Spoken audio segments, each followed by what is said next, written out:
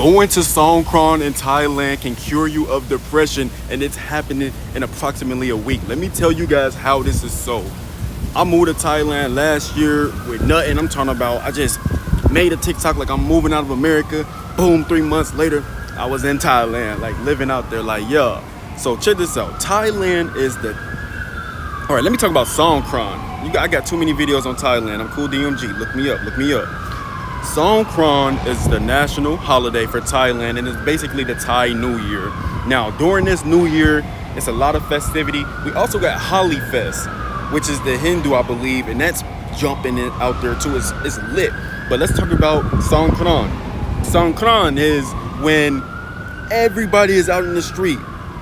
Everybody out in the street. And they just showering you with love, paint, and water guns. Now, why was this able to help me so much in my life? I'm a black man from America. A melanated man, I should say. A melanated traveler that lived in America. In America, you don't see grown black men frolicking or smiling and laughing for no reason. A lot of them hold their composure because we come from a system that is always being used to bend and twist against us. When I moved to Thailand in 2022 or 2023, and I noticed all of these other black men around me laughing, squirting water guns, getting beers, cheersing, dancing with lady boys, dancing with ladies, dancing by themselves. It was magical. Now, this ain't about being a melanated man. You can go to Thailand and get your groove on too. All I'm saying is that I had to sit and appreciate the fact that I was in an environment where everybody felt okay to laugh, giggle, play, and have fun. We're talking about a holiday where you'll see a 3-year-old squirting a water gun at an old man. You'll see somebody shaking they just with no shirt. Woo! You're gonna see another man making out with the girl of his dreams. You're gonna see a woman holding her baby in the air while it's getting paint. All of this is happening on the same street. And then a dog gonna come up and just start humping the other dog. I mean, it's not about the smacks. It's not about that. It's not about that. Don't lose me. Don't get distracted now. Hold on, big fella. All I'm telling you is that if you ever get the opportunity to go to Thailand in April, mid-April, and you're in a place called Pattaya, I can't speak for the other places. I'm gonna say Pattaya, it's going down. The night parties for that weekend, it's going down. The soys on the street, it's going down. Now, I'm gonna give you an extra tip because you watched the video for so long. Make sure you get you a waterproof case. Make sure you get you a mask because people gonna be squirting water in your eyes and you're gonna be like, hey, mother, and you can't even see. But then they laughing and everybody, and then before you know it, you see somebody throw an ice bucket on their face and you like, everybody's laughing. Everybody's laughing. Then you see these big old fire truck like machine trucks with water hose and they just come and spray you up. And then you see the old lady who's doing the Isan dance in the middle of the street, and then you run up and you dance with her. All of this in my vlogs. I don't cap about a thing, but everything is in my vlogs. You can look me up, Cooldmgent. Everything is in my vlogs. All I'm telling you is that I was able to experience black man joy and the cure of depression around many others during Songkran in Thailand. I wish I can go right now. Like if I had a ticket booked for the 14th or 15th, I'll be up. I'm in the Philippines right now, so we're gonna do the Philippine thing. But these are the things that I wish I would have knew, but I'm glad I figured out. Tip number 1. Things get expensive around this time period, so book accommodations early. That includes your water gun. If you don't get a water gun now, when you see this video, you'll be paying like $20 for a water gun that you'll use one time later. Tip number 3, we gave you number 2. Buy protection.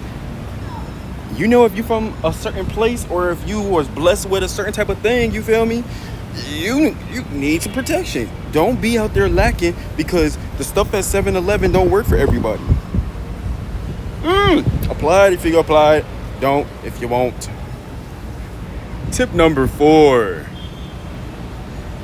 You must go to Pattaya one of your days. Now, the way Songkran is, the holiday is actually celebrated through the whole country, and it kind of goes in like a cycle. So there's going to be days when it's most celebrated in this area. Then there's going to be days where it's most celebrated in that area. All I'm saying is them last days, bro, you want to make sure you is what? In Pattaya. The 17th through the 19th, you want to be in Pattaya, Thailand. Number 5. Get on Instagram. Swipe up. If you're a content creator, this is your moment to blow up. I'm telling you. I was posting regular videos every day about living in Thailand. Songkran came, everybody started typing in the words Thailand, and guess who was popping up? Cooldmgent. And guess who had a whole lot of motion? Guess. Cooldmgent. Now, the motion ain't really show up on my YouTube like that. My YouTube is like the last to actually get some motion. So I appreciate y'all for tapping in with me. Now, but my Instagram, yeah, you better make that content, buddy. If that's you, if that's not you, pass it on. Tip number 6 would be eat more fruit, drink more coconuts, and less water. Now, I'm not your doctor. I'm not. But that water may make you sick. And you're going to have so much of it squirted on you in this time period. You just may get sick the week after. You're going to have a sore throat, fever. You know, things may happen. So just know if you're really, really hydrated with coconut water, you're drinking your smoothies, you're telling the smoothie lady, hey, kapuka, no more sugar, no sugar, carb. You feel me?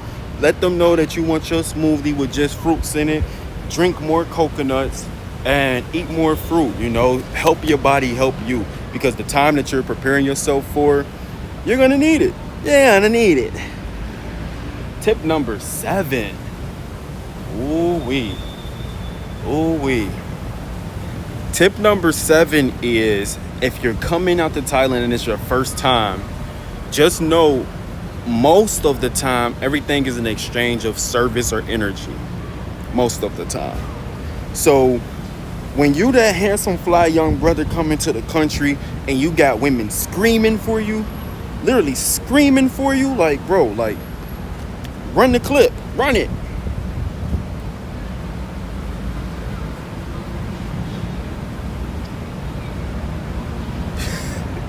Screaming. Bro, a lot of the times it is love. Like being handsome and young and charming and having positive energy, you're going to get loved on. You're going to find women who want to smash your brains out for free. You're going to find people who want to be around you. But for the most part, when you're in Bangkok or when you're in Pattaya, a lot of these girls will be knowing the business. They will be in a business mindset. So you coming and not knowing and not being aware of that business, I don't want you to get in any trouble. I also talk about this in my ebook, you guys. Come on. There's vital information in that ebook about questions you need to ask when dating here in Thailand. And why would you go to Thailand and not know these things? And I talk about it all the time. Come on. Sharpen your game, big fella.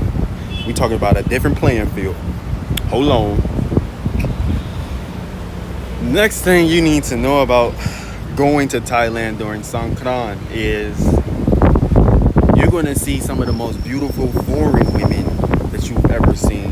You guys, they say what they want about passport bros. They say what they want about men who travel for whatever on the internet. But let's keep it real. These women are out here too. And they looking good. They looking good. They from all corners of the world. And for some reason, around April, they all want to be in Thailand. So you might just end up running into a abou in Bangkok who's from Switzerland or from Nebraska. This is a bonus tip. When going to the club in Thailand, just know them clubs is set up for you to pay every dollar in your pocket. You know, it's fun. Don't get me wrong. It's fun. But if you're not buying no drinks or if you're not buying no happy time, they don't want you in there. My tip for you, if you just chilling and you just want to catch a vibe, is when you go out to the club during this weekend, which is extremely packed, and no, they will be packed. Last year it was Rolling Loud. So they had the baby and Offset and all of them, and just walking around Pattaya. If you're going to the club this year, my tip would be get your drink on before you go to the club, and then just buy a couple beers when you get there. Like, already be reserved in your mind, like, okay, I'm gonna buy 1 or 2 beers, I'm gonna peep the scene, and then I'm gonna see what's for me. Because what's for you is for you, and what's not. You know what I mean? You know what I mean? And if you're not the drinking type at all, I'm not telling you not to go to the clubs. I'm just telling you to be aware that these clubs are like vampires. If they notice that you're not spending no money, they don't want you in there soaking up the honey.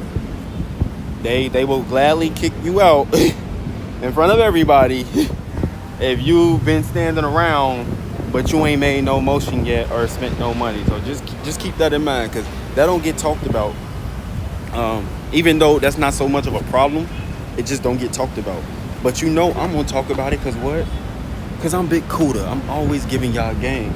So if you watch this video and you didn't get anything interesting from it, okay, cool, OG, fine. At least you watched it, show love. But if you got anything from my video, you already know what I need you to do, big homie or sis. Push the goddamn button. Push the goddamn button. Push the goddamn button. You heard what she said.